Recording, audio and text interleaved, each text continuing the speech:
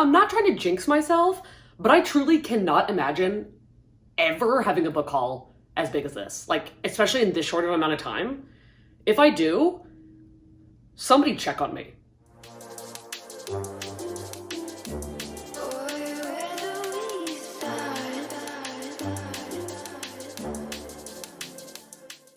Oh my God, hi, we're here to do a sponsored video. Now you might be asking, Katie, why are you not in full makeup? I'm gonna show you what I looked like 2 days ago. Yeah, that's why I'm not putting makeup on. But that needs to take a back seat to our ever lovely Book of the Month. But this is a service where every month, Book of the Month, their team vets through hundreds of new and early release fiction, a lot of the times new release fiction that you're gonna get your hands on before the general public does, which is absolutely amazing. And this is the lowest price for new and hardcover release fiction you're literally gonna find anywhere. And then with my discount, Katie, you can get an additional discount off. Obviously, what did I pick?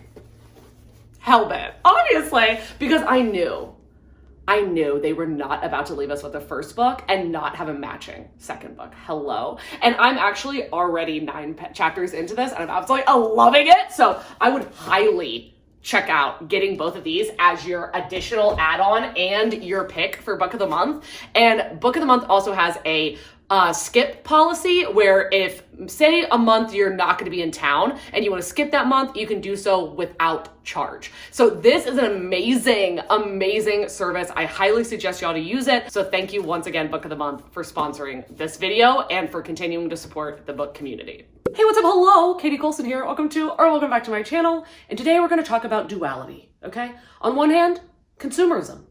On the other hand, extreme couponing.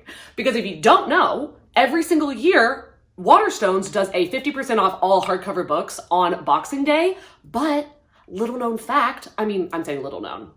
I was probably the only person out of the loop, but Waterstones bought out Barnes & Noble. So now they are also doing that in America on December 26th. But they did not announce that they were doing it this year until 8 a.m. on the 26th, like my time. Are you kidding me? I jumped out of bed and my mom and my niece and I were hauling ass over to Barnes & Noble, and I bought 22 books in 30 minutes. In 30 minutes? It was like I was on a game show.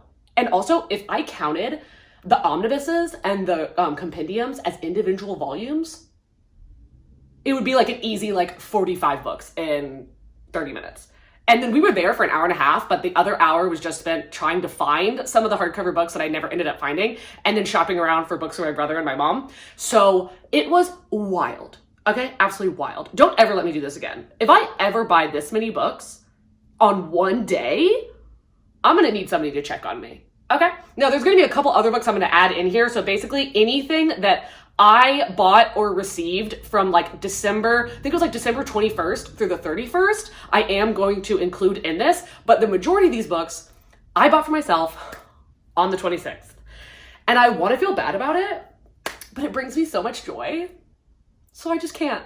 Just as an aside, I will tell you that I'm not going to go into a lot about what these books are about because I don't like reading summaries. I like just hearing other people talk about it, and then I'll catch little pieces of information and basically go into the book just knowing the vibes, not knowing the entire plot, because I don't like doing that. It kind of ruins it for me. But the first book, I cannot remember when I bought this. I just know it was really recently.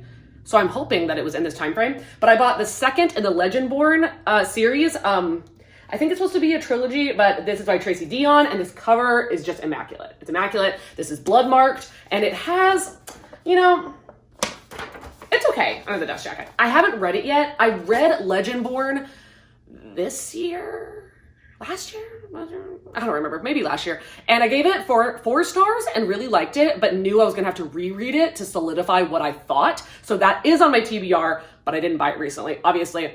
And the only thing you need to know is, girl, she's amazing, and she goes to school. Her mom has recently passed away. She's grieving, and she sees something, and she's like, was that magic?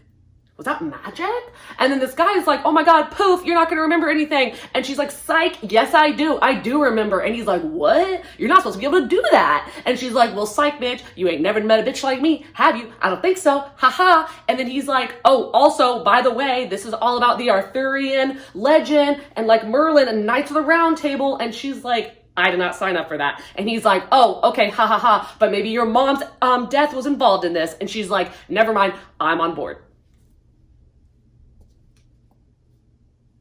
Why do I feel like that was simultaneously the worst and the best explanation of this series? And then I bought 2 books for my Smut Salon book club picks because I wanted to be able to like hold them up, and if I wanted and liked them to annotate, then that's what I would do. And the first one is The Atlas Paradox by Olivia Blake. This is obviously the second book in the Atlas 6 cycle. Again, is it a trilogy? I have no idea. I just know there's going to be a third one.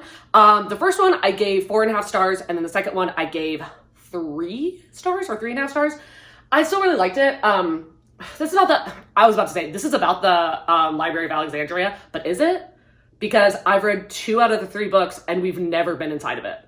So I'm kind of starting to believe it doesn't exist.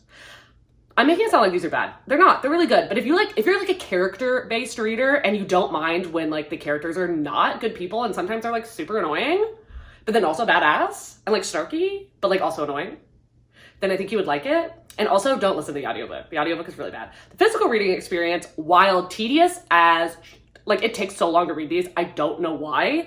Everybody on my Patreon was saying the same thing.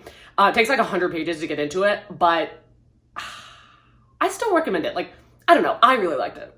And then we have The Very Secret Society for Irregular Witches by Sangu Mandana. This is like a cozy fantasy romance about this witch where like the witches can't be seen together and nobody can know that they're witches. And if witches get too close to each other, then they're too powerful.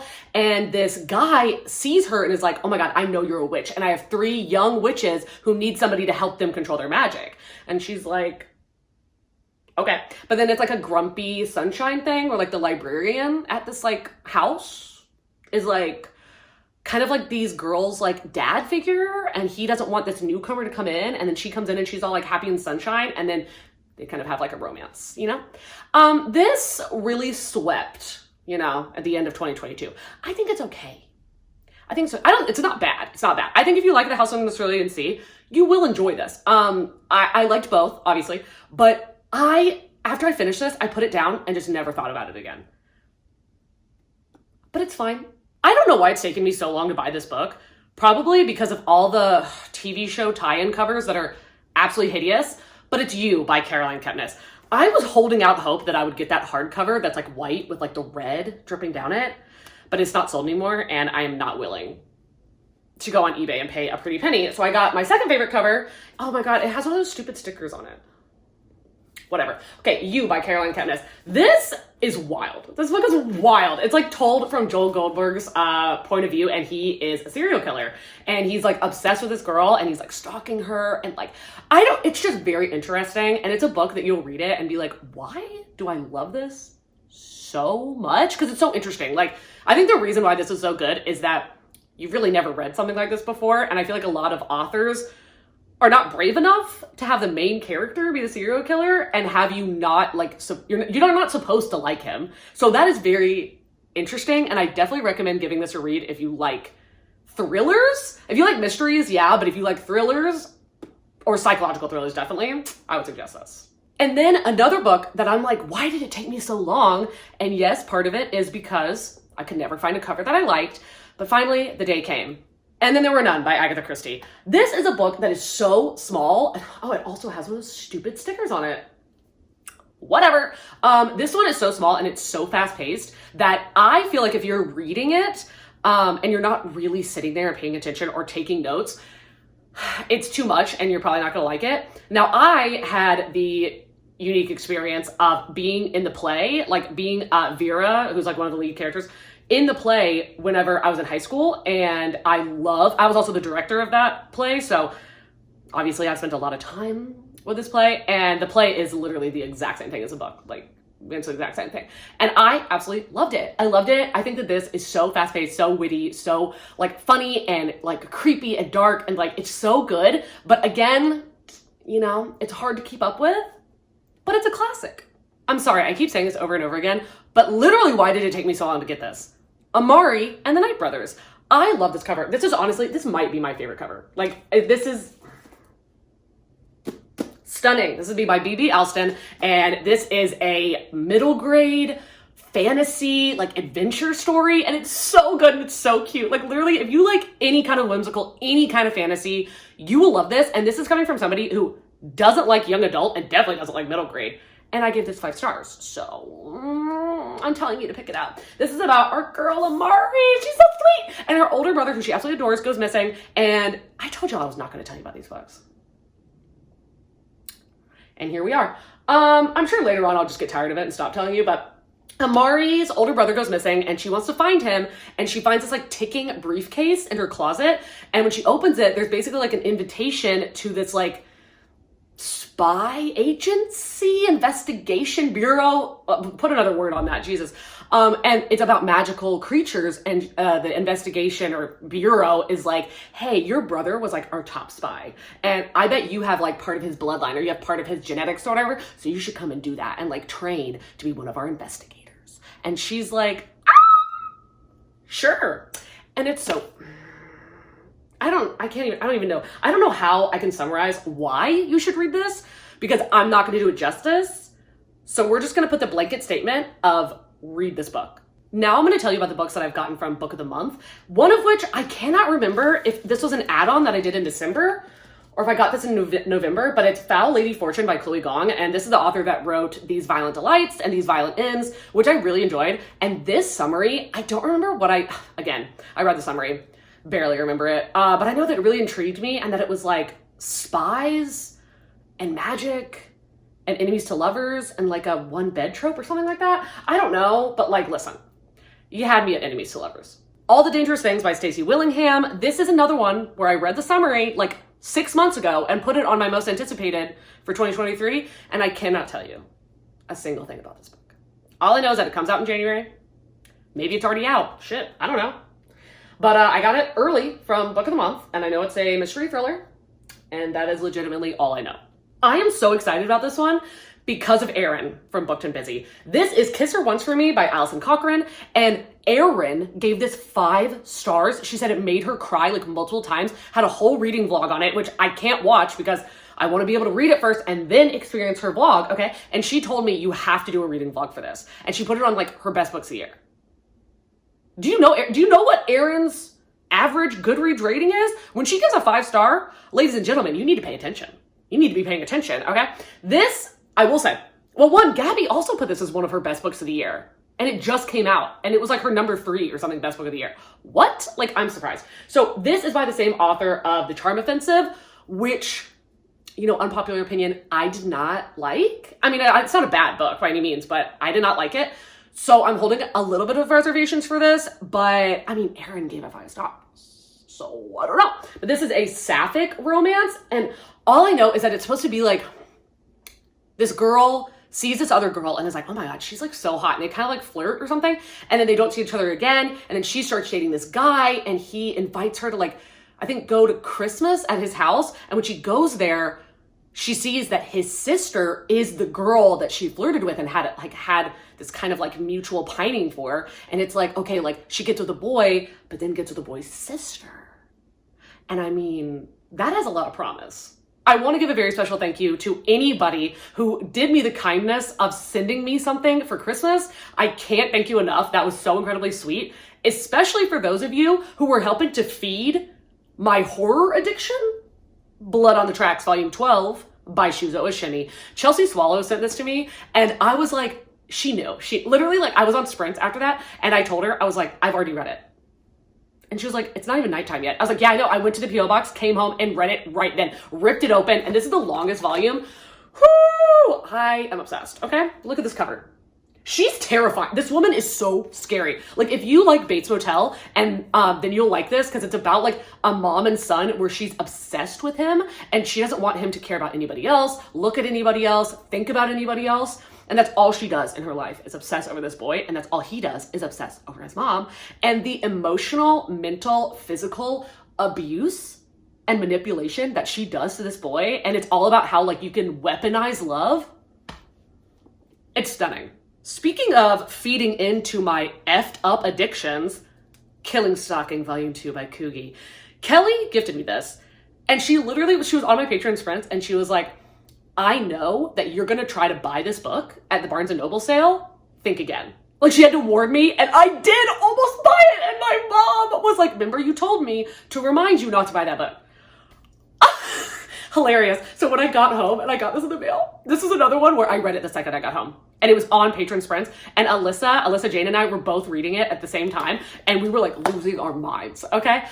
I've talked about this so many times, so I'm not going to go into it again. If you want to know, you can look it up. But just know that this is really messed up. And it's about like, love is a loose term, but like a really, really, really, really masochistic, messed up relationship between a boy who is just obsessively in love with this other boy who's a psycho. That's all I'm gonna say about it. But if you read this, you didn't hear about it from me.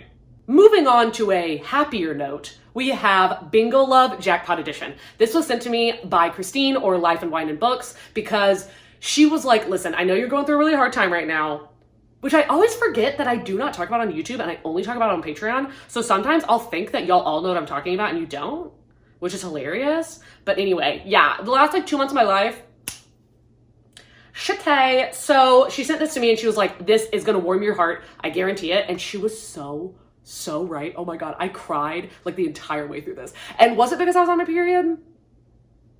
I mean, it could have been a factor, but this is about these grandmas, okay? So in the 60s, these two Black women in high school, they fall in love, but they're like, the world can't handle our love yet. So they have to break up, and one girl moves away.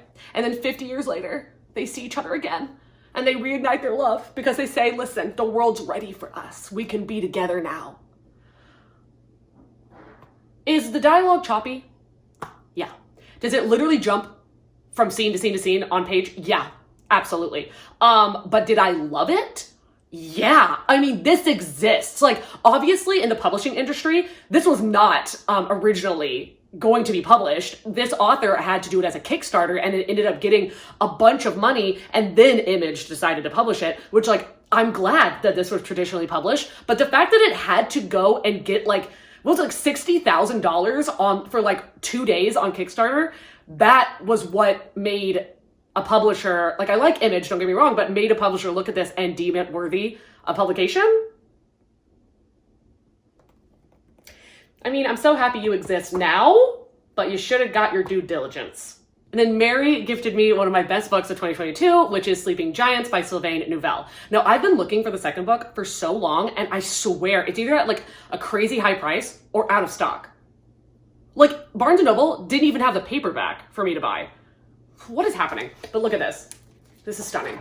What? I actually keep this on my bookshelf without the dust jacket, but I put it on here just because it's more easily recognizable with the dust jacket. But this is a sci-fi thriller, and I highly recommend the audiobooks. But I wanted to get the physical books, one, to show off behind me how much I love the series, but also because I want to reread it and tab some of the quotes that really made me think in this that I really loved.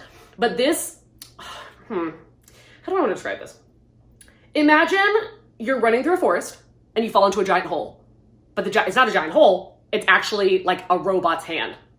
And you're like, what? And it's huge. And then because of that, you're like, I'm going to become a scientist. I'm going to become a physicist. And like 30 years later, you're like, I want to figure out where this hand came from. It's a giant alien robot.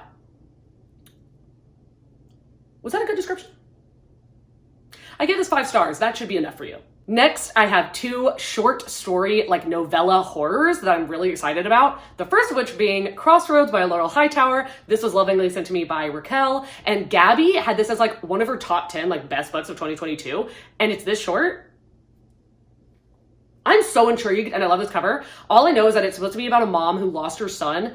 And apparently if she like bleeds onto the place where he died, he could like, she can see him again or something.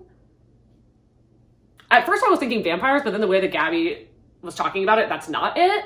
So I don't know. I don't care. It's short and I'm going to read it. And then we have Gone to See the Riverman by Christopher Triana. And this was on Gabby's honorable mentions for 2022. And can you tell I take a lot of recommendations from Gabby? Because I do. Okay, so this one is about, this was sent to me by Chelsea Swallow, by the way. Thank you again, Chelsea. This is about a serial killer and this woman who is obsessed with him and is like his pen pal. And is writing him and is like in love with him. And then the serial killer is like, oh my God, you need to do something for me. I need you to go see the Riverman. And the girl's like, oh, okay. And I'm just gonna go ahead and assume that the Riverman, like there's something like magical or something like folklore, because he can't just be a dude. I don't know, but I've heard it's scary and I'm gonna read it. Speaking of short books, I have The Mistletoe Motive by Chloe Leese. So this was so lovingly sent to me by Christy because she knew that there was diabetic representation in this book. And I heard a couple people talking about that and a lot of other representation that's in this book. And when I heard diabetes, I was like, buy it. Buy it. All I know is that this is like is it a Grumpy Sunshine? Maybe? I don't know. It's a Christmas romance and the love interest has type 1 diabetes. And I've heard that the representation is really good. So I cannot wait to read this. Literally, you could have said nothing. You could have been like, this is the most bland textbook, like story of all time. There's no audiobook. It's 5,000 pages long, but one of the characters has diabetes. I would have been like, add to cart. And then one of my faves, Kelly Ann, sent me Daughter of No Worlds, The War of Lost Hearts, Volume 1 by Carissa Broadbent. I had never heard of this before, but this cover is stunning. And I didn't read the back. I was like, listen, Kellyanne said it was like one of her best books of 2022. Trust her, love her. And she also said, I know that you're going to hate me for how long this book is, but give it a shot. And I was like, wow, y'all really know me. These last two, I am so sorry. I do not know who sent these. I don't know how this happened because every other book has a note in it, except these two. I don't know what happened. And this one, Spoon River Anthology by Edgar Lee Masters, I remember that Amy had said that she read this in school. And I know the person who sent this in their note said that they read this in school and really loved it. And that was a really good discussion piece, but there's literally no summary on it. And it's like a bunch of poems. I don't know. I'm going to read it. And I'm really sorry to whoever sent it that I don't have the note. I don't know what I did. This is my fault. Also my fault. Legends and Lattes by Travis Baldry. I don't know where it went, but I read this book, so that's probably why, is that I'll keep the note in the front and then tape it in after I finish the book, just in case if I don't want to keep it, I don't want to like have to rip tape off. But this, Legends and Lattes, is like it's a super cozy fantasy, and it's about like an orc who is a warrior, and she decides to hang up her hat and her sword and wants to open up a coffee shop in this little town that's never heard of coffee before. So you're following her trying to get these townspeople to like try something new, and then it's also a sapphic romance with this cute little not nymph. She's a siren. I think she's a siren. Yeah, but it's really sweet and it's really cute. So whoever sent this to me, thank you so much for these cozy wintry vibes. And then I wanted to show you that my niece ended up getting me a book for Christmas. She got me Shades of Darkness by A.R. Kaller. So this is apparently the first book in the Ravenborn series. I've never heard of it, and she hadn't either. She said that she just saw it and thought that cover looks like Katie. And I love that I give off these vibes, truly. Now, she didn't know what it was about, so the back of it actually was intriguing, so I'll just read it to you. It says, I had run to boarding school to escape myself, but I couldn't escape who I was or what I'd done. Is there a dark academia vibe happening here? Okay, let's cut the crap. I need to tell you about all these books that I bought at this Barnes & Noble sale. The first of which was the only one where I told my niece and my mom, I was like, go on the hunt. If you find this book, you pick it up because it will be going home with me today. Amari and the Great Game by B.B. Alston. This cover. Are you kidding me? Are you kidding me? It's so pretty. Like, every single time, I think it can't get better, right? And then it does. And also, it does get better because, wait, it's signed by B.B. Alston themselves. Isn't that amazing? And it also just has like the most stunning illustrations in it. I already told you what these were about, but have you read them yet? The rest of these are going to be a little bit more rapid fire because I haven't read them yet. And some of them I like literally have no idea what it's about. Like this, Lesson in Chemistry by Bonnie Garmis. So this was the Goodreads Best Fiction. This won for that, and then it also won Barnes & Noble's Best Book of the Year. But you know what's so funny is I have not seen this on a single person's best book like video of 2022, not one. And I've watched 100 of them. I might be counting that for a specific reason. Why did I just tell you that? Anyway, this is, listen, I don't know what it's about. I literally don't know what this is about. But it had sprayed edges, and it was on the table when you first walked into Barnes & Noble, and everybody was surrounding it, and we needed to know what was up. Speaking of watching those Best Books of 2022 videos, this is one that I actually picked up because of those, even though I had never heard of this book before these videos, which is so shocking to me, but it's Wrong Place, Wrong Time by Gillian McAllister. This cover is stunning. I thought I would hate it, but I love it. And all I know is that this is like a time travel murder mystery where a woman sees her son murder someone, and then when she goes to sleep, she wakes up yesterday morning, and when she tries to stop this from happening, every time she goes to sleep, she wakes up a day before that. So it's like time travel-y, and also like her trying to like stop this murder from happening. I don't know, but I'm very excited. See, this is what's funny. I am just now realizing that I genuinely have no idea what this book is about. I have listened to people talk about this for like the last year, and I cannot remember a single thing other than the main character is a vampire.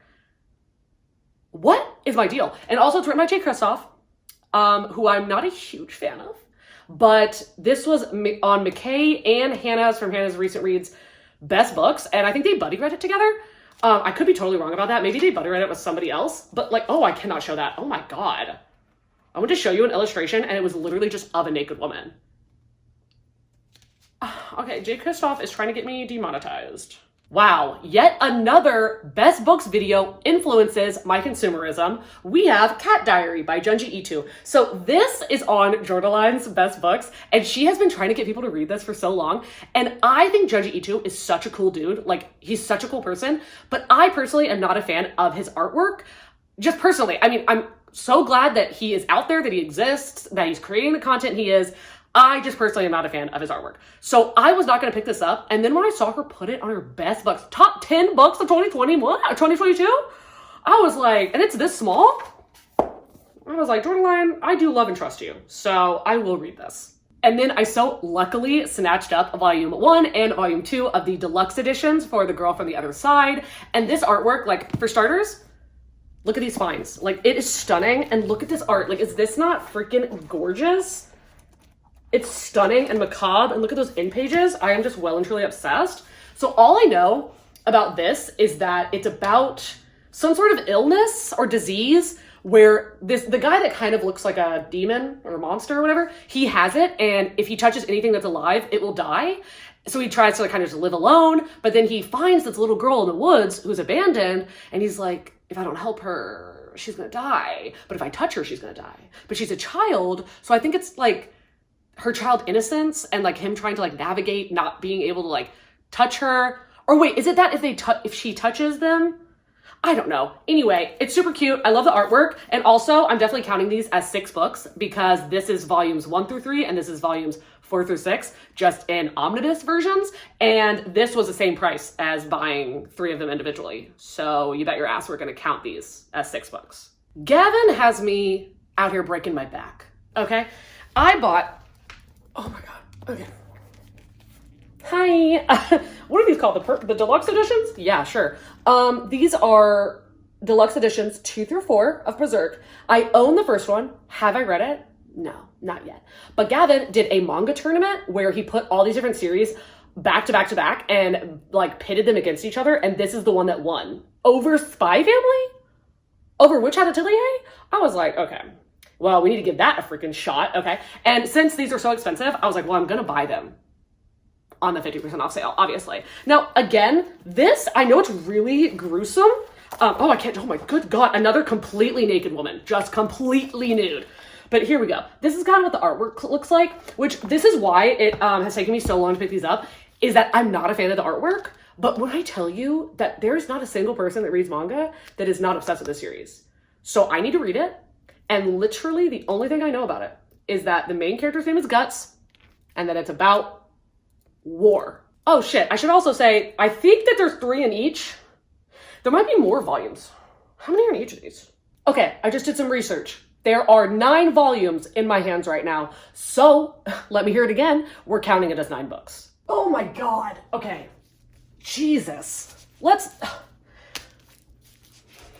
I should have just held these up one by one.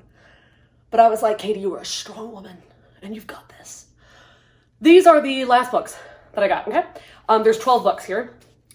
It is Full Metal Alchemist, the Full Metal edition. Let's just show you number 18.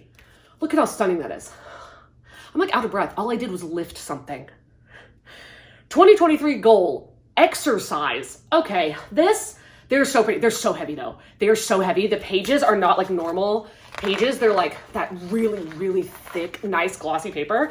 And these are not just like normal hardbacks. This is thick. Like these are so heavy. Whew. Okay. So I bought 12 of them. I bought 6 through 18 minus volume 15 because they didn't have volume 15. I already have volumes 1 through 3, but they did not have 4 and 5. And did I buy all of these without having read any of them? Yeah. Is there a follow-up question?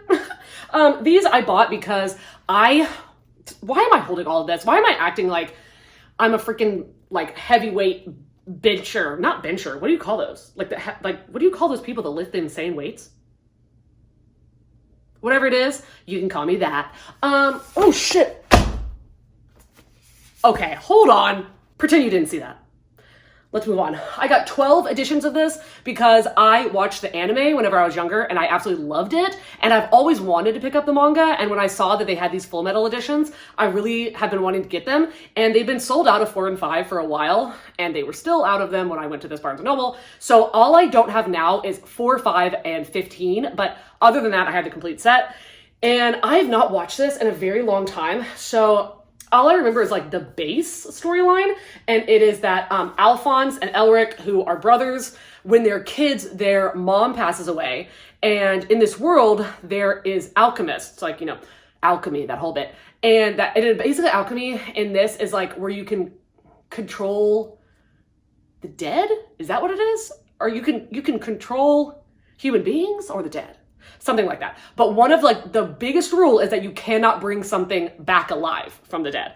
And these boys lost their mother and they're so heartbroken about it. So they're like, F the rules, and they try to bring their mom back. And in doing that, Alphonse ends up losing his entire body and he's like a robot. And then Elric loses like half of his body, like loses his arm and stuff like that. And then you're going through the series trying to get their bodies back.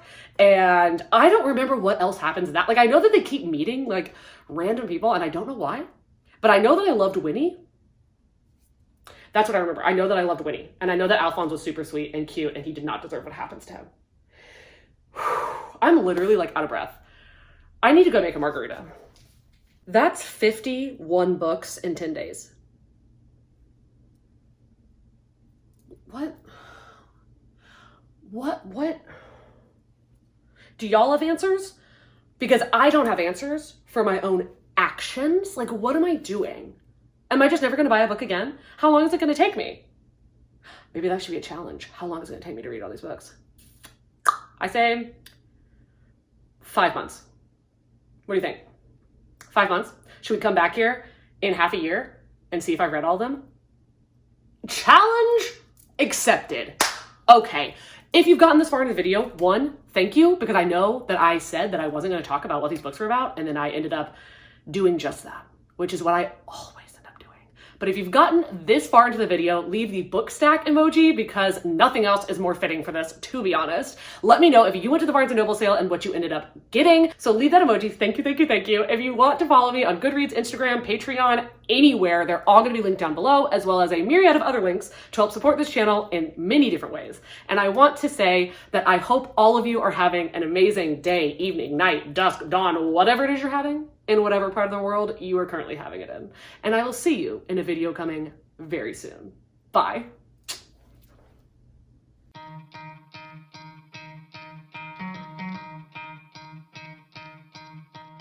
You could try to play, but you're never gonna beat me. Look the other way, what I'm doing ain't easy. Bloody and stained from the people who deceive me.